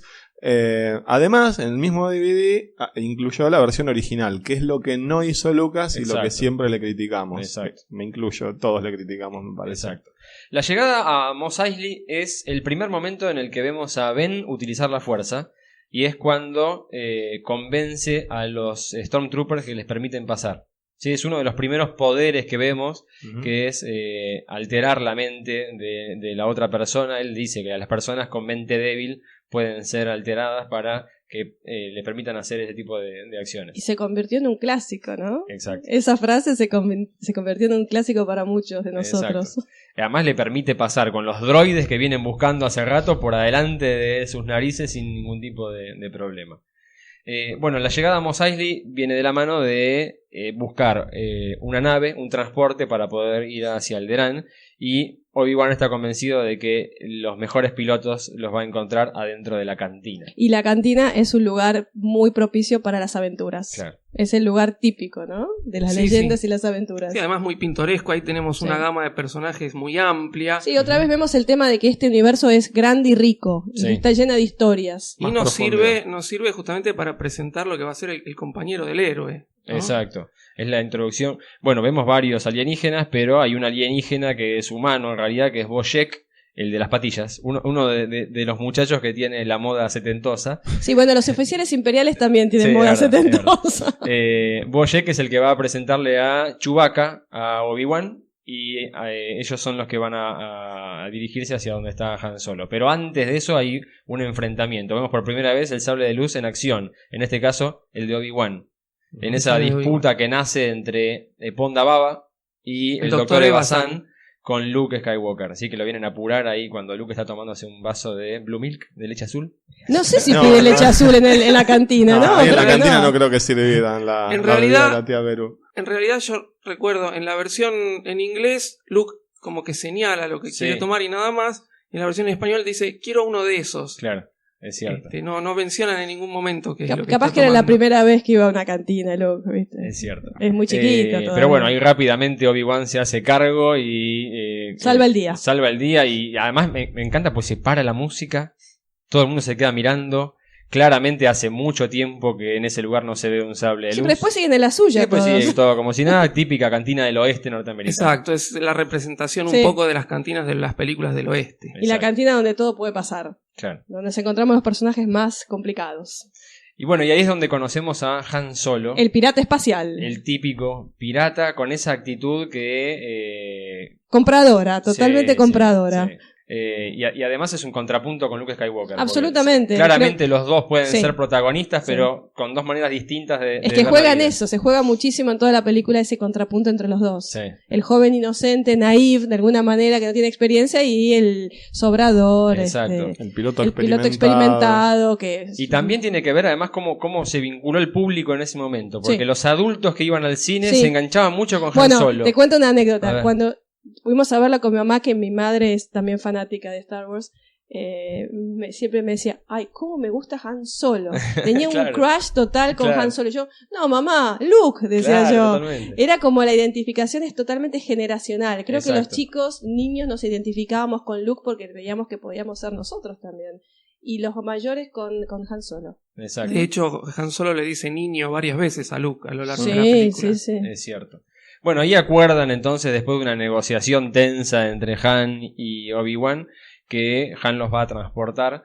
Y ahí también mencionan un poco el Millennium Falcon, que ahora vamos a hablar un ratito. Pero cuando se van Ben y Luke, y se va Chewie a preparar el Millennium Falcon, Han queda solo y es enfrentado por un cazarrecompensas que es Grido.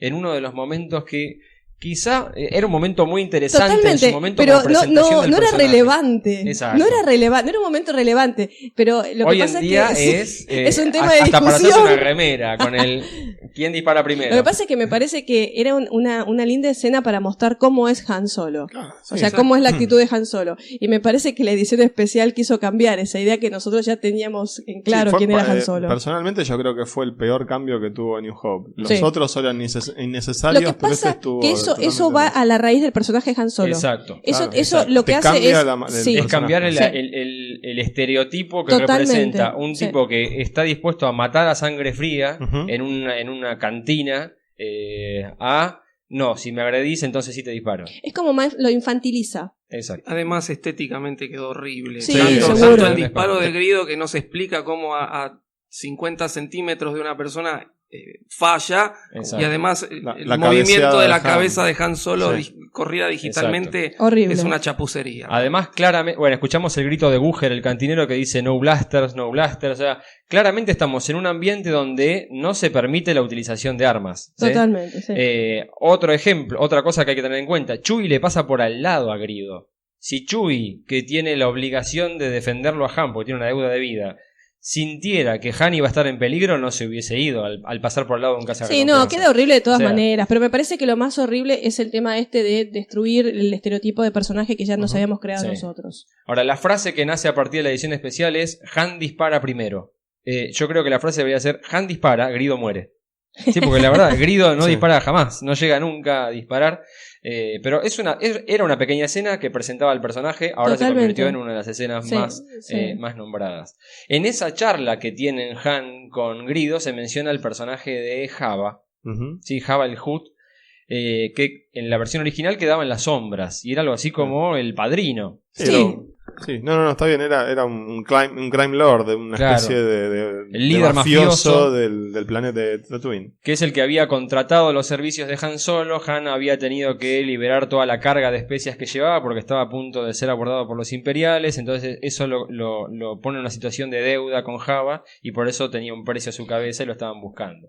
Y eso nos da una idea de la importancia del personaje de Jabba. Sí, bueno, en las escenas borradas se acuerdan que es una persona de carne y hueso que encarna a Jabba. Sí, lo que pasa es que no sabían un cómo lo iban a actor. filmar todavía. Es un actor. Sí, originalmente el guión sí habla de una especie de babosa con muchas patitas, dice, ¿no? Como una especie de 100 pies.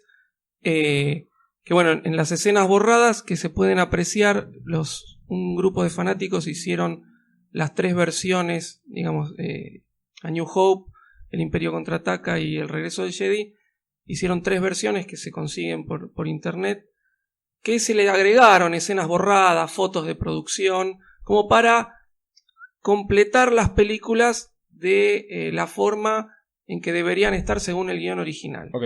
Y la de Star Wars, que se llama Deleted Magic, aparece justamente esta escena de Han Solo con el actor hablando, que después en las ediciones especiales va a ser reemplazado por esa figura babosa horrible de Jabba el Y Hutt. que nunca Famosa. les quedó bien. No, jamás. Nunca les quedó No, bien. jamás. Además, yo creo que le quita importancia al personaje de Jabba. Ya llevarlo hasta Hay la muchas Docking Bay cosas. 94. Por ejemplo, el tema ese el tema cuando Han Solo lo rodea, que le pisa la cola. Sí, Otra vez el tema sí. de infantilizar a un personaje. Otra vez sí. el tema de crear cosas infantiles para los chicos, que no somos chicos, ya somos grandes.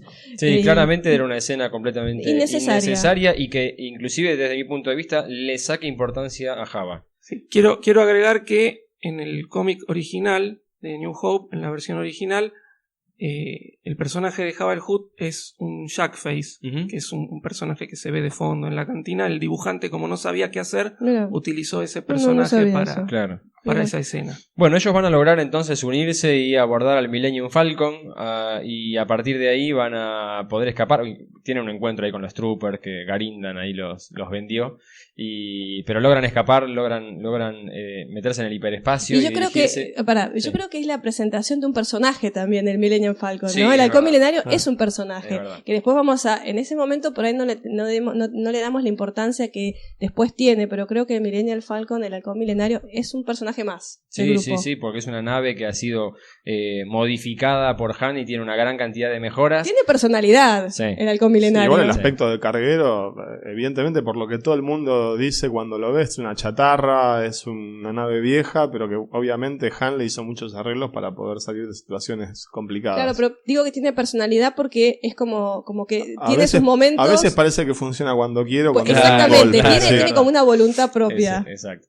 A bordo del Millennium Falcon comienza el entrenamiento de Luke por parte de Obi-Wan, fundamentalmente a utilizar el sable de luz y a conectarse con la fuerza. Y está muy bueno porque es un momento en el que nos presentan de vuelta... Sí, las 3 características de los personajes. Exacto. También. Te muestran cómo funcionan los 3 y todo lo que significan cada uno de los 3 y qué papel va a cumplir en esta historia, ¿no? Sí, fundamentalmente ese concepto de Han que dice no tenés mejor aliado que un blaster, olvídate de religiones antiguas o armas. Es que está bueno porque ahí vos te vas a ir identificando con el personaje que más te llegue. Claro. Te vas a identificar con aquel que a vos te resulte más atractivo y que se esté perfectamente asociado con tu historia. Bueno, justamente es un poco volviendo hacia atrás a lo que vos decías con la identificación del personaje, ¿no? Esa diferencia entre el niño y el adulto, el niño que tiene la fantasía y el adulto que le dice, no, esto no es así. Totalmente. Yo he recorrido toda la galaxia y no he visto nada que se diga que es la fuerza, nada parecido a la fuerza. Exacto. Dejate de fantasía, ¿no? Claro. Entonces, otra vez, el adulto versus el niño. Claro. Y te ayuda también a contextualizar este concepto de que los Jedi y la fuerza es algo que fue abandonado hace tiempo y que la galaxia ha cambiado, ha madurado, ha ido hacia algo más tecnológico. Sí, que la galaxia es moderna, ¿no? Exacto. Y como que ven que Kenobi es el representante de un pasado. Exacto. De un pasado que ya se terminó y que la mayoría de los jóvenes, o por lo menos Han Solo, cree que que ya no existe más y que no es necesario. Exacto. Bueno, cambiamos de entorno y nos vamos a la Estrella de la Muerte. ¿Sí? La Estrella de la Muerte es la superestación de combate. Es un proyecto que viene desde hace muchos años en construcción. Es la herramienta máxima para llevar adelante el nuevo orden, que es la doctrina creada por el gobernador Tarkin. Grand Moff Tarkin. El Grand Moff Tarkin, que es ¿Alguien sabe el nombre de Tarkin? Wilhuf Tarkin. Yo sabía que era con W, me parece, pero no me acordaba. Wilhuf Tarkin. Tarkin era el oficial imperial máximo y era además quizá el consejero militar más importante de Palpatine, el que lo fue llevando cada vez más hacia militarizar el imperio en lugar de darle tanta importancia a la religión. De hecho, Vader está bajo las órdenes de Tarkin. Es el único que respeta a Vader. Exacto. Y ahí en ese momento es cuando se dice que que suspendieron el Senado, que disolvió el Senado. En esa entrada, estamos en el cuarto de conferencia de la Estrella de la Muerte y están en esa mesa hay varios oficiales imperiales que los podemos identificar. Hoy los conocemos, en ese momento no sabíamos ni idea de quién eran. Aunque todos con el corte setentoso, el pelo de la década del 70, me parece. Tenemos, a ver, además del Grand Moff Tarkin, tenemos a Moti. Sí. Claro. Nombre de Moti, me lo enteré el otro día. No sé. Tuve un intercambio con Pablo Hidalgo por Twitter al respecto. Conan Antonio Moti. Conan Antonio, es verdad. Yo no puedo creer. Sí, lo vi en Twitter, le estaba. Sí. Me lo confirmó. Conan Antonio Moti. ¿Te dijo por qué se llama así? Le preguntaron a Lucas en una entrevista con Conan O'Brien, que es un gran conductor norteamericano. Le preguntó el nombre, no sé, salió en la charla. Y Lucas le respondió rápidamente que se llama Conan. Y automáticamente fue canon. Y automáticamente es canon. Automáticamente se fue. Ay, por sí. En fin. Sin comentarios. Bueno, pero Conan Antonio Moti es el nombre de este personaje que es quien está. Es el que controla a la Armada Imperial y es la autoridad máxima a bordo de la Estrella de la Muerte después de Tarkin. Claro. ¿Sí? Tarkin en realidad es el gobernador. La Estrella de la Muerte para Tarkin es su herramienta de control, pero la autoridad máxima a bordo de la Estrella de la Muerte es justamente el almirante Moti.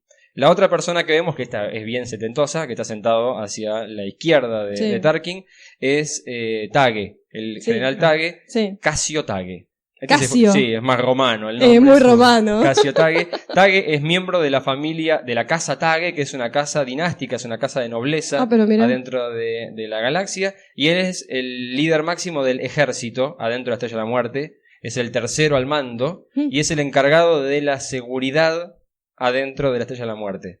Claro. Una cosa muy loca, es el único que sobrevivió a la Estrella de la Muerte. No me digas. Se escapó. Contame cómo se escapó. No sé si dicen cómo se escapó, pero en el cómic de Vader que está saliendo ahora, te enterás que Tage es el único sobreviviente de la Estrella de la Muerte. Yo pensé que era Vader el único. Bueno, está bien, perdón. El segundo que logra escaparse.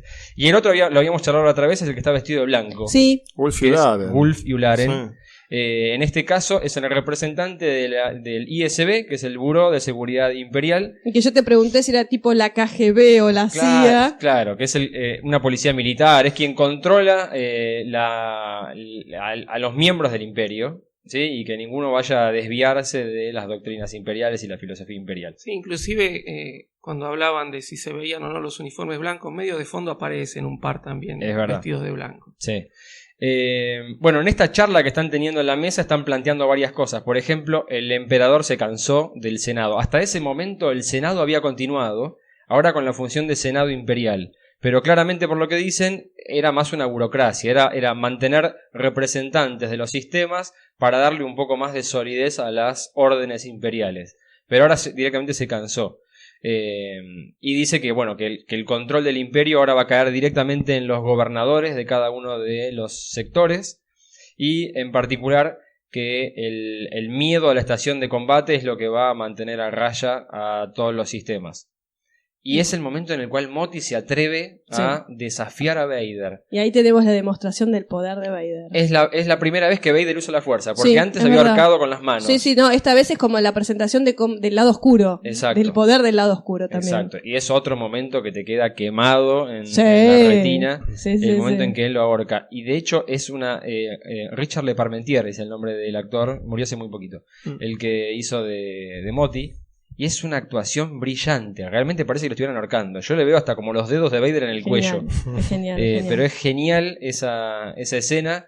Y hasta en el sonido. Se agregaron un sonido en el momento en el que está usando la fuerza. Pero es el momento que claramente te define a Vader como un brujo. Totalmente. Se define la encarnación del mal. Exacto. Sí, y bueno, aparte está el momento que vos sabés que Vader está a las órdenes de Tarkin. Porque Tarkin le ordena soltarlo. Claro, exactamente. Bueno, en ese mismo lugar es donde vamos a ver la destrucción de Alderaan, ¿sí? De la Estrella de la Muerte se va a dirigir a Alderaan porque Tarkin está cansado de Leia y de cómo tiene evasivas y no contesta, y además puede sobrevivir a las técnicas de tortura por las cuales Vader trata de sacarle la información sobre la base rebelde. El droide de interrogador, ese negro que sobrevuela en la celda. Exacto. Bueno, ahí justamente esa iconografía de la década del 70, el droide interrogador tiene una jeringa. Es cierto, es verdad. Chicos, ustedes se dan cuenta que esta película en Argentina se estrenó en la década del 70. Sí. Era complicada esta película en la década del 70. Verdad, esto me gustaría hablar en otro momento. Dale, sí, en un poco vamos a hablar de todo este tema, exacto, porque realmente es muy interesante. Sí. Pero bueno, Tarkin no tiene mejor idea que utilizar para estrenar el arma, para estrenar la Estrella de la Muerte, destruir al planeta de Alderaan, que era el planeta donde vivía Leia. Vivía Leia y la familia de Leia. Sí, uno de los momentos trascendentales donde Leia tiene que hacerle frente a la peor tortura que puede pasar una persona. Una extorsión. Sí. Una extorsión. Y así todo, ella miente. Miente, sí. Y salva a la rebelión porque le da un poco más de tiempo y dice que en realidad la base está en Dantooine, que era una vieja base rebelde. Exacto. Además Tarkin no le cree. No le cree. Se ve que no le cree.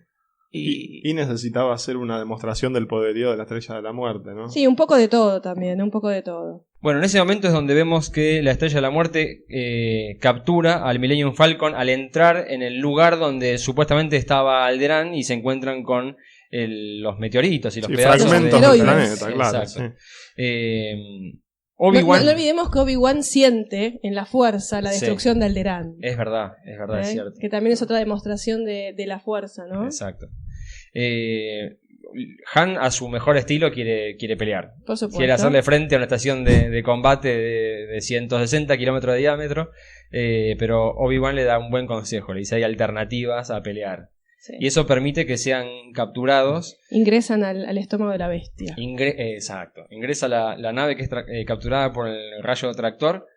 Cuando los imperiales suben a bordo a buscar, no encuentran nada. Hacen todo un rastreo, un escaneo y no encuentran absolutamente nada. Pero los héroes se habían escondido bajo el suelo técnico del Millennium Falcon. Las bodegas que usaba Han para contrabandear mercancías bajo las narices del Imperio. Hay dos droides, dos Stormtroopers que quedan parados en la puerta de guardia. Y cuando ingresa el equipo técnico a escanear el Millennium Falcon, se sienten ahí el ruido de unos disparos o algo. Y estos dos Stormtroopers son los que van a ingresar. Uno de ellos, el más conocido, es TK-421, que es el nombre que sentimos que... Sí, pero no es el original, ¿no? Ajá. No, bueno, originalmente se dice en el guión original, hoy lo que se puede conseguir vía compra en alguna librería especializada o por internet, sí vemos el TK-421, pero originalmente ese trooper se llamaba THX-1138 en un auto-homenaje que se hacía a Lucas por lo que había sido su primer película, justamente del mismo nombre. Claro. Pero bueno, rastreamos si era cierto porque no lo podíamos conseguir, y en la novela sí figura ese nombre. Perfecto. Que dice, bueno, THX-1138, ¿por qué no estás en tu puesto? Perfecto. Sí, es TK-421 el nombre que tiene. Otra cosa que le pregunté a Pablo Hidalgo hace poco, le dije, ¿qué hicieron con el cadáver de TK-421? Porque ellos se hacen con las armaduras, ¿qué hicieron con los cuerpos? Y quedaron adentro del Falcon, hasta donde sabemos. Bueno, lo que me contesta Pablo Hidalgo en el Twitter es que mientras estaban haciendo episodio 7, estuvieron pensando la idea de que cuando se meten Finn y Rey bajo el piso técnico, se encontraron con dos cadáveres, dos esqueletos ahí adentro. Uy, está bueno. Bueno, en el universo expandido está la respuesta, justamente TK-421 y su compañero, el olvidado TK-422, que está en el universo expandido, no en la película. Sí. Son maniatados, no los matan, son maniatados por Han Solo y por Luke, y después son encontrados por unos troopers que van a ver por qué no estaban en su puesto, y son llevados a la enfermería. Posteriormente encuentran el casco de TK-421 en lo que sería la antesala de los bloques de celdas, que es donde Luke lo deja apoyado, sí. Y el resto de la armadura lo encuentran a la salida del compactador de basura, ¿no? Y bueno, finalmente TK-421 fallece en la explosión de la estrella de la muerte. Bueno, iba a morir finalmente. Bueno, ahí se da la primera separación del grupo de héroes, porque vamos a ver que Obi-Wan decide ir él solo a desactivar el rayo tractor, y ahí es donde le dice a Luke, nuestros destinos van por distinto camino. Sí, es lo que vamos a llamar después la pérdida del mentor. Exacto, ¿no? Es la primera gran separación. La siguiente separación se va a dar cuando los droides le comuniquen a Luke que han encontrado a la princesa, que la tienen prisionera adentro de la Estrella de la Muerte. Y ahí hay unos diálogos increíbles que las otras veces estábamos viéndolo hace poquito, la estaba volviendo a ver esa parte porque tiene un humor tan interesante, esa relación entre Luke y Han Solo, ¿no? Sí. Es que es increíble cómo él se rehúsa, él dice, bueno, yo llego hasta acá, yo prometí llevarlos, pero no vine a rescatar a nadie, y Luke lo convence diciéndole que la princesa ahí está la característica. Luke es heroico, Luke es desinteresado, es solidario, quiere ayudar, quiere ir a la aventura, y Han no, lo único que le importa es la plata, es el dinero y estar a salvo, ¿no? Exacto. Bueno, ahí se van a separar, los van a dejar a los droides y ellos dos van a ir a buscar a la princesa en ese rescate que de vuelta es de película clásica. Ellos se ponen las armaduras, se disfrazan y van a dirigirse hacia el corredor donde están todas las celdas. Sí, excepto que la princesa no es tan princesa. No, medio que termina salvándolos ella. Más o menos. ¿sí? Justamente otra vez el papel de la mujer fuerte, ¿no? Claro. La mujer que logra salvar el momento. Bueno, en los 70 era bastante vanguardista esto, ¿no? Porque los 70 creo que todavía no existe. O sea, si bien había un movimiento feminista, por ahí la idea de la mujer tan fuerte, como carácter femenino tan fuerte, no existía. Sí, además rompe un poco con el arquetipo de la mujer en las películas de ciencia ficción. Totalmente. Que siempre es la que los mete en problemas, la que el héroe tiene que salvar el día y ella es la que le entorpece ese camino. Digamos, sí, ¿no? claro. Sí. Bueno, y Leia va a darles la salida, que es ir a través del compactador de basura. Una escena muy interesante.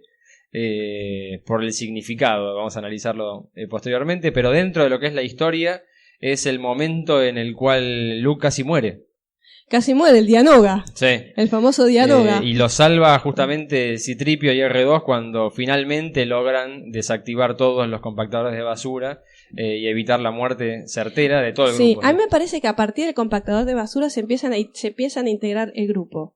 Sí. ¿No te parece? Como que los personajes se van integrando y se van amalgamando y se van transformando en el héroe grupal. Exacto. A partir de ese momento que tienen que superar el compactador de basura. Exacto. No sé si ustedes lo sintieron así. Sí, totalmente de acuerdo. Es como que ese momento empiezan a ser un grupo heroico. Es y una se empiezan supervivencia colectiva. Totalmente, pero es ese momento. Como que en ese momento te define el momento donde empiezan a ser grupo unido, heroico, donde empiezan a funcionar como tal. Es que hasta ese momento justamente los habíamos visto actuar de manera individual. Sí. Y ahora acá para sobrevivir Fíjate que tienen que unirse. se preocupan unos por otros. Así Ese es. momento que se empiezan a preocupar unos por otros. Eso Exacto. está bueno. Es verdad. Bueno, y se va a producir una nueva separación, porque ahora Han y Chewie van a ir por un lado y Luke y Leia van a ir por el otro. ¿Sí? El grupo se va desarmando, se va desgajando cada vez más y tenemos escenas muy particulares como Han haciéndole frente a todos los Stormtroopers. Bueno, otra escena lamentable de las ediciones especiales. En la edición si especial, me lo permiten sí. decir, ¿no? Horrible. Lamentable. Sí, no hacía falta. ¿Cuál era? ¿Qué pasaba en esa escena? No me acuerdo. ¿Cuál es la edición especial? En la versión original, los troopers les disparan, Han empieza a Sí. devolver el fuego y salen Sí. corriendo y él va atrás Sí. hasta que se Gritando, dan cuenta sí. que eran 10 troopers Sí. y Han era uno solo con Chewie y Claro. la persecución es al revés. ¿Y qué pasó en como la un edición paso de especial? comedia. La edición especial, cuando los troopers se dan vuelta es porque tienen, no sé, Tiene una, sí, 800 troopers ahí al lado de ellos, Sí. agregados digitalmente, Sí. un desastre. innecesario. Y el caso de Luke y Leia van a tener ese salto en el abismo. Bueno, ese salto en el abismo lo estaba viendo hace poco. Me hizo Sí. acordar mucho a las películas de aventuras de Errol Flynn. Totalmente. Sí. Sí, Es totalmente. Errol Flynn, son las películas Totalmente. de piratas de Errol Flynn donde él salta con la dama en los brazos. Es súper aventurera esa Claro. parte. Bueno, después de superar todos estos problemas van a reencontrarse en la bahía donde está el Millennium Falcon y ese es el lugar donde vamos a presenciar el duelo entre Vader y Obi-Wan Kenobi, que es otro de esos momentos que han quedado grabados en la retina de todos, porque es ver el primer combate con sable de luz. Sí, Ujú. total. Sí. Un combate muy particular. Hay una desigualdad de fuerzas muy grande porque Obi-Wan ya era muy mayor en Sí, ese momento. y ¿sabés qué te pasa con ese combate? Es como que te das cuenta que hay una historia atrás de todo Exacto, esto, que hay una historia personal de los personajes, Sí. que vos no la conocés, pero que te la están insinuando. Sí. Hay una rivalidad muy anterior. Sí, que el Es duelo. un combate muy dialogado. Totalmente. Exacto, te iba por ese lado, que el duelo es más mental o intelectual que lo que Totalmente. pasa con las espadas en ese momento. Es como nosotros decimos en Argentina un sacar factura. Exacto. ¿No? Es como decir, bueno, vos me hiciste esto, ahora yo te hago esto. Como Claro. que vienen como con una carga muy fuerte, muy negativa, muy fuerte. Claro, es verdad. Sí, además Vader queriéndole demostrar cómo lo ha superado finalmente al maestro. Sí, Sí. sí. Y es el momento en el que Obi-Wan va a decidir sacrificarse por la causa. Sí. ¿Sí? Dejarse morir para no ser un obstáculo en el escape de este grupo de rebeldes. Y bueno, es lo que le va a unir definitivamente a Obi-Wan con la fuerza. Sí, además lo adelanta un poco en ese diálogo en el combate, ¿no? Si me vences me convertirá en algo mucho más fuerte de lo que puedas manejar. Ahora, es la primera vez que vemos que un Jedi desaparece, ¿no? Sí, no sí. sé, porque después los Jedi que hemos visto, excepto Yoda y Obi-Wan, ninguno desaparece. Y no, tiene que ver con eso de unirse a la fuerza. Sí. Bueno, Sí. por eso, porque había llegado a un nivel Claro, que, bueno, podía unirse a la fuerza tras la muerte, igual que Yoda. claro. Sí, algo que les había escrito yo con Ujú. el tema de los Wills, los famosos Exacto. Wills que fueron los primeros que Es se unieron verdad. a la fuerza. Es verdad. Este, Bueno, esto le va a permitir entonces reunirse todo el grupo y escaparse de la Estrella de la Muerte. El rayo tractor había sido desactivado por Obi-Wan y tenemos una escena de combate, de acción espacial que es monumental, con los TIE Fighters atacando al Millennium Falcon. Es otra de las escenas Sí, mágicas de la película. particularmente yo recuerdo que me voló la cabeza. Sí. ¿no? Cada uno en su torreta, la música de John Williams de es fondo. absorber esas escenas de combate que uno hasta ese momento las había visto en las películas de la Guerra Mundial en la televisión, ¿no? Exacto. En pantalla chica y tenerlo ahí tan grande, ¿no? Yo Exacto. no sé si recuerdo el cine más grande de lo que era, pero yo era muy chiquito, pero es una sensación indescriptible en ese momento, ver cómo vuela el Millennium Falcon y no saber si los van a agarrar de vuelta o no los van a agarrar y estar esperando y bueno, finalmente el escape, ¿no? No, pero además yo creo que grité y festejé con Luke y Han sí, Solo. es una escena que da para saltar y festejar en Lo que el pasa cine. es que la otra vez vos habías mencionado algo muy bueno. Vos me dijiste, ¿vos te acordás que con Super 8 termina ahí? Sí, te iba a mencionar justamente eso. En el Super 8 que veíamos terminaba ahí. A mí me pasaba, ¿sí? Que cuando yo miro Star Wars, llega esa parte en la que se escapan de la Estrella de la Muerte y para mí la película termina. Bueno, a mí ¿sí? me pasó mucho tiempo lo mismo. Y yo digo, qué buena película, genial. Y digo, no, es verdad, ahora viene toda la parte del ataque a la Estrella de la Muerte. Pero no entendía cuál era el origen de esta sensación de ya terminó. Bueno, a mí me pasaba lo mismo y vos me dijiste esto y ahora me di cuenta, ahora entiendo, rastreo la idea. Hace muy poquito encontré la versión Super 8 completa, ¿sí? Que de hecho le dimos like en nuestra cuenta en YouTube, así que si van a la playlist de los videos que nos gustan la van a ver. Y termina justamente en el escape de la Estrella de la Muerte. Sí. Llega hasta ahí la versión en Super 8 que yo vi tantas veces de chico. Pero te das cuenta cómo funciona nuestro inconsciente. Sí, es increíble. Nos quedó grabado que ahí terminaba. Increíble. Que era normal, las versiones en Super 8 que se daban en los cumpleaños eran más cortas, de todas las películas, no solo de esa. Sí. Particularmente Star Wars la tenemos muy incorporada y por eso por ahí podemos recordarlo, pero si tuviéramos que rastrear, por ejemplo, la de Cupido motorizado, nos encontraríamos con algo similar. Bueno, que estaba limitado por el tamaño del rollo de película que podías meter en el proyector. Claro, pero como dejaron toda esta escena de ataque a la Estrella de la Muerte, para mí yo cada vez que la veo esa parte es como un postrecito, es como una chapa adicional. Sí. Bueno, la batalla de Yavin va a ser la siguiente y la última, el último gran bloque de escenas que tiene que ver con ese intento completamente loco por parte de los rebeldes de hacerle frente. Suicida. Sí, totalmente hacerle suicida. Frente a semejante estación de batalla. Bueno, de hecho Han lo dice. Exacto. Atacar esta estación espacial es suicida. Exacto. Y vemos otra vez el personaje de Han egoísta, que solamente le importa el dinero. Lo vemos cargando las pilas de dinero y viendo como chau, arréglense. Y de hecho lo quiere convencer a Luke de venirte con nosotros. Total, esto ya no tiene mucho sentido. Sí. Pero también te pinta completamente al personaje de Han Solo. Ahí hay un reencuentro con Biggs. En las escenas borradas lo vemos en reencuentro. Biggs era, como decíamos, el compañero de la infancia de Luke. Perdón, en las escenas borradas, pero también en la edición especial. En la edición especial lo agregaron, sí. Lo que pasa es que eso está bueno, eso me parece un buen agregado. Exacto. Yo estaba viéndolo hace poco, lo volví a ver y me pareció un agregado muy copado porque eso después te une y te transmite mucho más la muerte de Biggs. Exacto. Te transmite un poquito más, porque si vos lo ves a Biggs que muere y no viste la historia, es un piloto más, no te transmite nada, pero vos sabías que tenía una relación con Luke y eso te transmite un poquito más. Además la parte en que Luke siente la muerte de Biggs queda en la película, entonces uno a veces como que no entiende en ese momento por qué tiene... Te cierra más las cosas. ¿Por qué tiene justamente tanta tristeza por la muerte de un piloto que en definitiva estaba por ahí eso nada más? Hay agregados que no están buenos, pero este me pareció muy acertado. Sí, además si te pones a analizar, Biggs era el protagonista de la historia, porque tiene todos los componentes de un típico protagonista. Era el chico ganador, era el mejor piloto, fue el que entró a la academia, y Luke era el compañero menor que estaba siempre a la sombra de él. Era como, yo lo veo a Biggs como el Quijote y a Luke como el Sancho Panza. Y en realidad no es así. En realidad Luke termina siendo el protagonista. Bueno, pero ya otra vez volvemos a lo mismo. El héroe siempre es el diferente. Sí. Es el que tiene que evolucionar. Biggs ya es un héroe. Claro. No necesitas ver el arco heroico de Biggs, porque ya está. Claro. O sea, el que tiene que hacer el arco heroico es Luke. Claro. Bueno, vemos las naves que van a usar la rebelión. Tanto los X-Wing como los Y-Wing claramente son naves muy viejas. ¿Sí? Es lo que pudo juntar la rebelión para poder hacerle frente al poder del Imperio.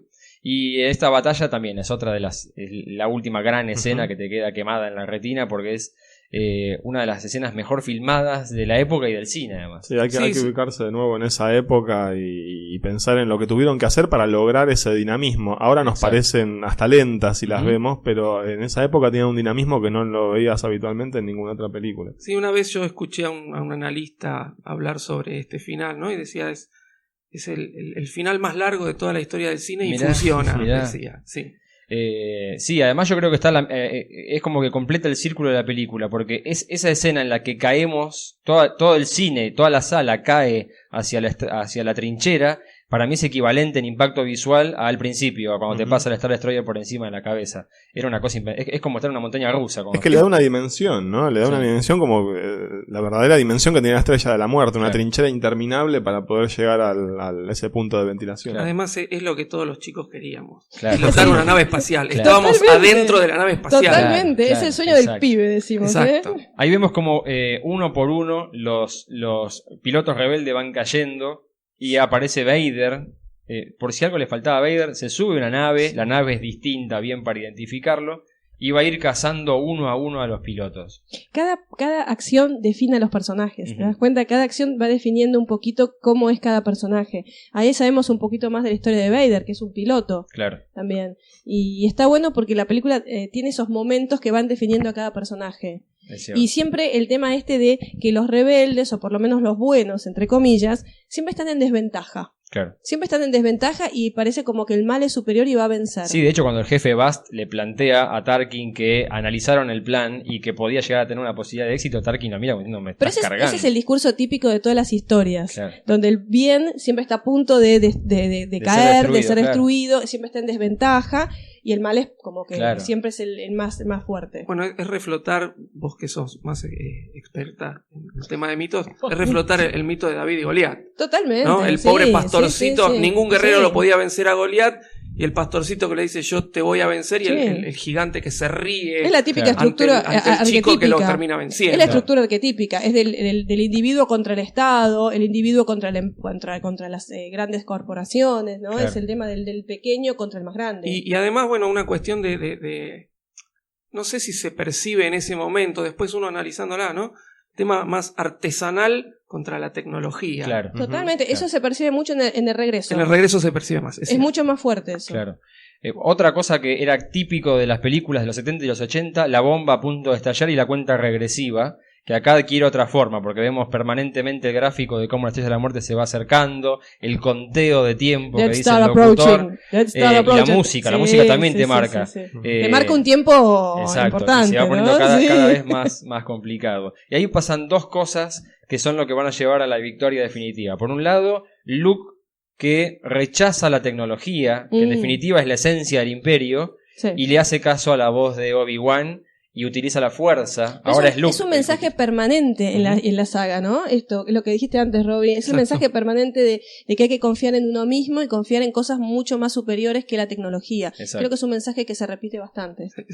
Exacto. Además el rechazo, o en realidad es una oda al individualismo y al sacrificio del equipo para lograr una misión. Sí, el sacrificio personal. Exacto. Para un bien común. Exacto, a diferencia de lo que... Bueno, lo vemos también en el líder rojo. El líder rojo había hecho la primera pasada, tenía posibilidad de hacer una segunda pasada, y cuando Luke le ofrece protegerlo, le dice, no, olvídense de mí, vayan ustedes, yo distraigo al que nos está cazando, que es a Vader, pero vayan porque acá lo importante es el bien común. Bueno, y acá viene lo que yo siempre digo, el momento donde vemos la evolución del personaje de Han Solo. Es verdad. ¿No? Hasta el momento veníamos viendo una persona egoísta, que lo único que le gusta es el dinero.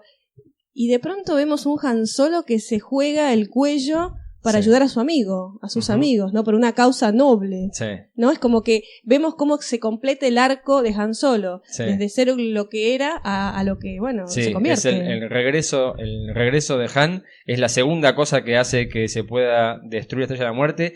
Y las líneas, las cosas que te dice Han Solo, te dice, chico, tenés el camino liberado, reventá esta cosa y vamos a casa. O sea, él se lo toma como que es una cosa menor y no que está en juego toda la República, en definitiva. Bueno, es una especie de juego también, ¿no? Es ese juego que hacíamos los chicos de vencer al villano en el último minuto. Y bueno, eso lo representa también, ¿no? Termina esto y vámonos a casa, dale, ya está todo, listo. Ahí Luke va a acertar el disparo de 1 en 1.000.000, que es el que le permite que los torpedos de protones, gracias a la fuerza, ¿sí? No a la tecnología de la nave, ingresen en el lugar exacto. Y Vader reconoce que la fuerza es fuerte en ese piloto. Exacto. Y es el momento en el que Luke usa la fuerza, automáticamente Vader lo puede sentir. Lo detecta, enseguida. Bueno, y es el momento en el que, gracias al miedo del piloto que está escoltando a Vader y que golpea la nave de él, Vader sale despedido y evita la muerte. Sí. Y otra cosa que evita la muerte de Vader es que el TIE que él está manejando es un TIE Advance, que además de ser estéticamente distinto para que lo podamos identificar, tiene un hiperimpulsor. Claro, y eso le va a permitir viajar en el hiperespacio, si no iba a quedar perdido ahí esperando. Ahora, una pregunta que yo siempre me la hice y quiero compartirla con ustedes. Cuando Lucas decide que Vader se salve de la explosión de la Estrella de la Muerte, ¿ya estaba pensando en una secuela? No sé. Lucas dice que él siempre tuvo la idea de hacer o de revivir los seriales que él veía cuando era chico, ¿no? Particularmente el de Flash Gordon. Así que él tenía una idea de seguir. Lo que pasa es que no se sabía si iba a ser un éxito o no. Antes de que la Fox le acepte a Lucas el proyecto de Star Wars, él se había presentado en otras compañías que lo habían sacado, le habían echado flick, como quien dice. Y finalmente, bueno, a Lucas le dijeron, toma, tenés tanto presupuesto, él lo supera ese presupuesto, los ejecutivos de la Fox se lo querían comer crudo y la tenía que terminar. Claro, entonces le dijeron, bueno, vos querés hacer una secuela, dejá un final abierto, pero si no, igual tiene que tener un cierre. Claro, por eso la película cierra. Y es la única bastante. que cierra. Totalmente. De hecho, es la única película de Star Wars que cierra sí. A la perfección. Sí. Y el cierre final que tiene es la celebración. No, la bueno, música. el regreso también cierra, Mariano. Bueno, sí, no le quedaba otra, pero ahí tenía que terminar. Pero el regreso cierra la trilogía. Sí, bueno, está bien. Pero esta es una película que tiene un inicio, un desarrollo funciona y un como cierre unidad. completo. Exacto. Sí, Funciona como totalmente. unidad. Sí, eso sí. El regreso no funciona como No, unidad. no, pero me refiero al cierre. El cierre, Sí, los dos sí, cierran. claro. Lo que pasa que es cierto. Yo siempre pienso que en New Hope, esa película, como decís vos, funciona como unidad y se completa el arco heroico de todos los personajes. Es verdad. Es como que todos completan su arco heroico. Está el héroe que llega, sale, viene y llega y obtiene su premio, que es justamente la princesa y todo esto. Pero creo que todos cierran el arco heroico. Es como decís vos, es una unidad. Claro. Y bueno, y lo último que vemos es la celebración y la entrega de medallas, que es el momento ideal para pararse, aplaudir, la música que explota, el tema de la fuerza o el tema de Obi-Wan, que por primera vez lo escuchamos completo. Hasta ese momento siempre es como que se interrumpe. Y Chewie no tiene medalla. Y Chewie que no tiene medalla. Sí, es un gran pendiente. Hay una relación ahí medio tirante. Se la termina dando la medalla después, creo que en una ceremonia de la MTV hacen como una especie de reconstrucción y aparece Leia y Peter Mayhew y ella le da una medalla. Ahora, me quedé pensando, Artu también necesitaría una medalla. Merece una medalla. Y sí, dejó la vida casi en el por combate. supuesto. El que sí recibe algo es Citripio, que le dan un lustre y queda brillante, sí. No, pero Artu lo reconstruyen y aparece al lado otro R2 que todos los chicos decíamos, es la novia. No, sí. en serio no. No, sí, pero es un final mágico. Es ese final que te emociona, no importa cuántas veces viste la película. Siempre yo de hecho, me acaba de dar ganas de verla de vuelta. Sí, bueno, yo la vi hace poco, estuvieron dándola por televisión, la volví a ver porque es imposible no verla, por más que sea la edición especial, por más que esté doblada horrible y tenga una imagen fea. Yo la volví a ver y te sigue emocionando. Sí. Y te sigue llegando mucho al corazón, en serio. Es muy fuerte lo que te pasa. Sí. Así que bueno, este ha sido nuestro pasaje por Star Wars, por la primera de las películas y la que nos hizo fanáticos a todos. Esperamos que les haya gustado, que hayan pensado un poco sobre acontecimientos y sobre personajes y veremos cómo se irán conectando entonces con el futuro de la serie en las siguientes películas que en su momento analizaremos. Sí, la idea es continuar un poquito con este análisis y ojalá se hayan sentido un poco identificados como nosotros, ¿no? Con estas experiencias personales. Yo siempre digo que el haber crecido desde chicos con Star Wars es como que ya es parte de nuestro ADN, ¿no? Y es que es tan fuerte la historia personal que tenemos que es muy difícil a veces despegarnos de esa historia personal y verlo con otros ojos. Claro. Sí, pero les recomiendo esto de redescubrirla, de olvidarse de todo lo que saben de Star Wars y sentarse a verla tranquilos, porque empezás a ver un montón de detalles y de comportamientos y de diálogos que son geniales. Bueno, a mí particularmente cada vez que veo Star Wars vuelvo a tener 7 años. Así que bueno, les agradezco esta posibilidad de haber podido compartir con ustedes. Un placer, como siempre. Y si la fuerza lo quiere, estaré en la próxima entrega también. Bueno, dale, genial. Perfecto. Bueno, gente, un abrazo grande, gracias por estar ahí y nos escuchamos entonces en la próxima edición. Sí, gente, gracias por estar, gracias por escucharnos. Sigan comunicándose con nosotros, ya conocen nuestra página, conocen que estamos en Twitter, conocen que estamos en Facebook también. En Facebook también, así que bueno, sigan comunicándonos, que nos gusta esto, que nos manden mensajitos. Abrazo grande, gente. Chau. Chau.